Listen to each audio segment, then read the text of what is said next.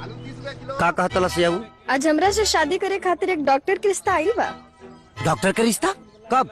उहे कहत रहलिया कि कहाँ ही बेरोजगार के चक्कर में पड़ल बाड़ू। ओकरा से शादी करबे? डॉक्टर से? चल जाता नहीं। ए कहाँ चल देला? कहाँ जाता नहीं? काटा किने काटा। जहिया तोहर बारात आई ना, उस दिन तोहरा साथे साथे वो सारे डॉक्टरों को भी डोली में गोली मारा। अच्छा मारा। इतना प्यार करेला? हाँ। चलो ठीक बा, डॉक्टर साहब कैंसिल। बिना मतलब के सब बात करके हमार बरान हमरे लागत की हो जाए, दर्द बढ़ जाता। जाके ब्लड प्रेशर चेक करावा, बीपी के गोली खा। खरबीरवा दवा से बहुत जल्दी ठीक हो जाला। जवन तो वाला दवाई है उ इलाज बा। हाँ हाँ हाँ। उ हो जाला तो कहा दिन ठीक हो जाला अपने से। एक बार पौला का पर गईला